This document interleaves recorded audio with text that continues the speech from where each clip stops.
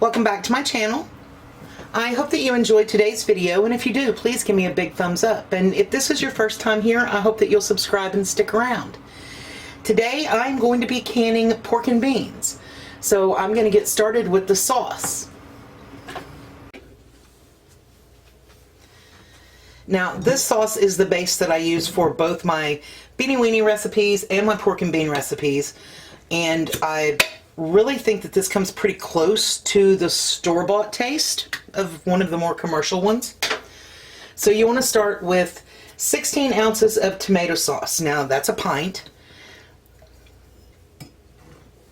To that you're going to want to add 3 cups of water.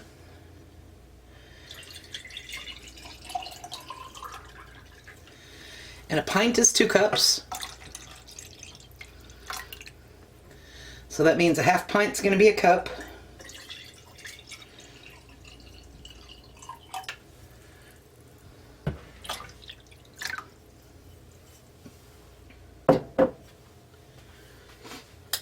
To this, we're going to add a 1/4 cup of brown sugar.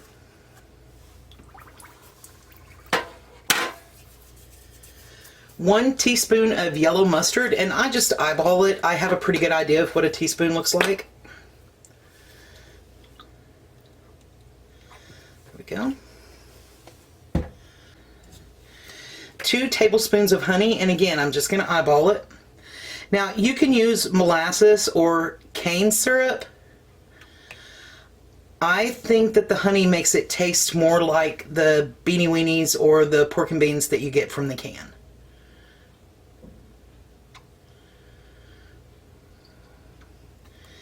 And I think that when you switch to molasses, it gives it more of a baked bean flavor than a pork and bean flavor. All right, I'm going to add 1½ teaspoons of salt, and you want to use either kosher or canning salt.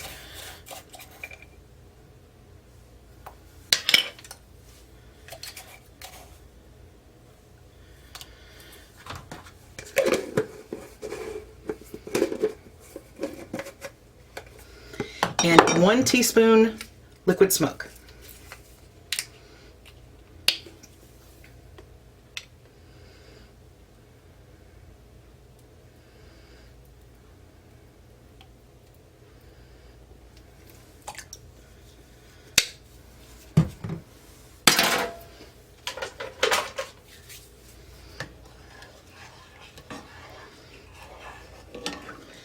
Right, I'm just going to give it a stir, and then I'm going to get it on the stove, and I'm going to bring it up to a hard simmer, soft boil.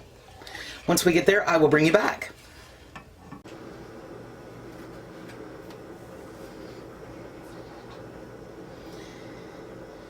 Okay, so I have brought my sauce up to a simmer, and I let it simmer for a little while, and I've got it sitting here nice and hot. I have a kettle of water off to the side that is simmering and ready to go. I have chopped up 2 medium onions, and I have cut up some pieces of some salt pork. I have rinsed and checked navy beans. I use navy beans when I am making pork and beans. Now, I need to stop right here and give a disclaimer. I am doing a no-soak method, and this is not an FDA or USDA approved method of doing it. I'm not telling you to do it this way. I am simply showing you how I choose to do things. My kitchen, my rules is kind of my stance on that. I will tell you there are a lot of canners out there who use the no-soak method for canning beans. Alright, so now that we've gotten that part of it out of the way, let's get started. So what I do is I add a 1/4 cup of navy beans to my jar. I'm canning half pints. Now, if you are going to can in pints, then you would add a half a cup, and if you're canning in quarts, you would add a cup. And to that, I'm going to add roughly a tablespoon of onion, and it's a healthy tablespoon. I like the onion in mine. And then I'm going to drop in a chunk of salt pork. Okay. I need a bigger kitchen. So to this jar, I'm going to add a half cup of sauce.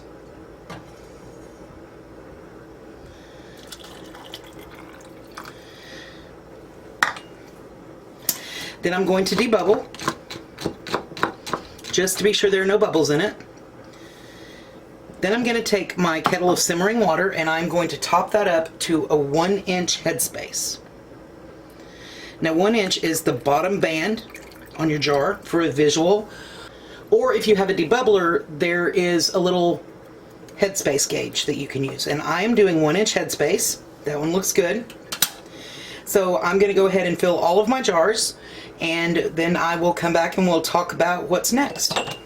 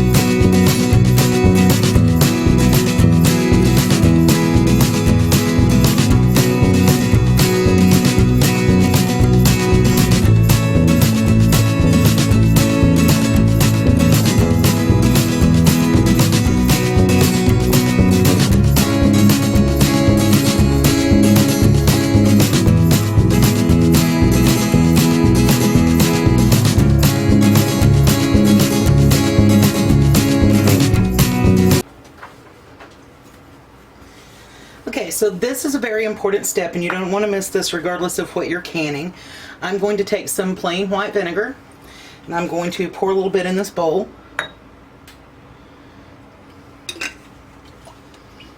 And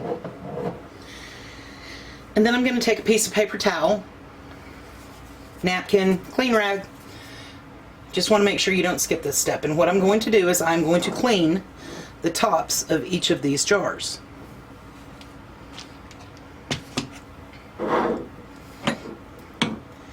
Even if you don't think you got anything on the rim, you want to clean your rims. This serves two purposes. One, it makes sure that there's nothing on the rim that will prevent a seal, but also it's very thin towel. So it allows you to double check, and I've already checked, but it allows you to double check and make sure there are no nicks or bumps or imperfections on the rim that might prevent you getting a good solid seal.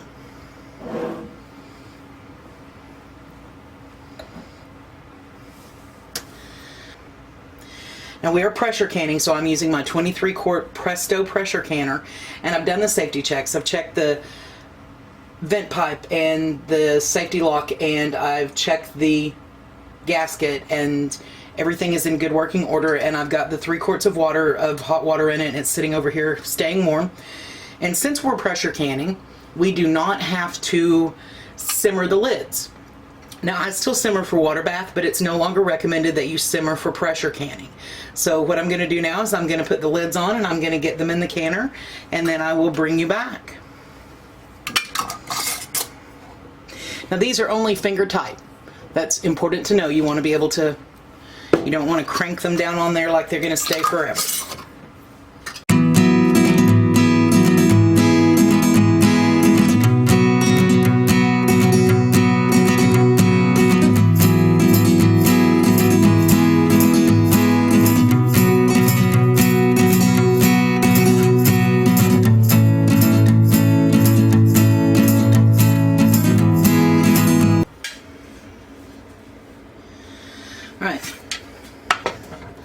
My canner has an arrow on the handle and an arrow on the lid, and you line those up,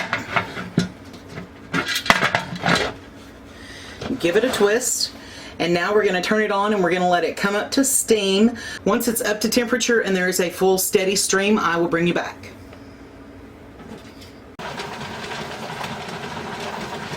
Alright, we're back and we have a steady stream of steam. I'm not sure how well you can see that, but it's up to a steady stream of steam. So what I'm going to do is I'm going to set a timer for 10 minutes and let this vent for 10 minutes. And once that 10 minutes is up, we'll come back and put the weight on. Okay, the 10 minutes is almost up. It's got a few seconds left. And I wanted to show you that I use a weighted regulator for mine. These come in 3 pieces. It's 5 pounds pressure, 10 pounds pressure, and a third ring would make it 15 pounds pressure. All right, so I am just going to set my regulator on. Now, for my altitude, I can add 11 pounds by dial gauge or 10 pounds by weight, and weight is the way that I'm canning today. And I have a link to a website where you can verify your altitude and adjust the pressure that you can at. Once this is up to pressure and starting to jiggle, I will bring you back.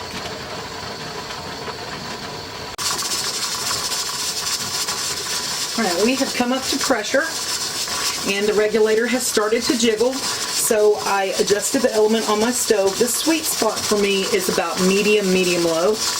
And I've set a timer. Now I am canning beans today, and beans can at 75 minutes for pints and 90 minutes for quarts. I'm canning in half pints, which get canned at the same time as pints. So I've set my timer for 75 minutes. Now once the 75 minutes is up, I will turn my stove off completely and I will let the pressure come down. You'll know that the pressure is down and it's safe to remove your regulator and open your lid when this button, this lock, drops. So once this is processed and we've come down off pressure, I'll bring you back. Okay, I'm back and the canner has cooled down. I'm going to take the regulator off and the safety button has dropped, so I'm going to go ahead and open it up. Now, when you're opening it, you want to remember there is still a lot of steam in here, so you want to open it away from you. Set the canner lid aside.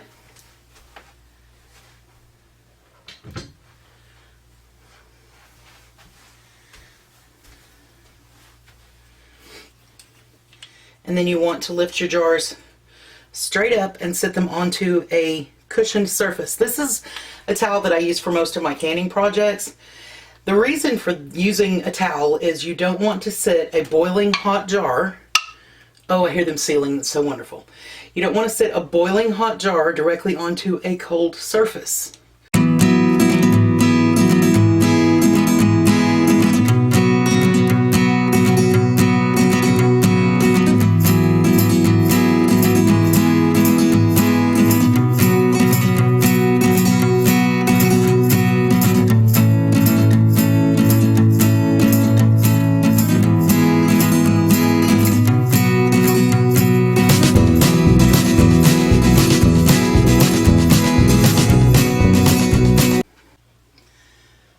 And there you have it.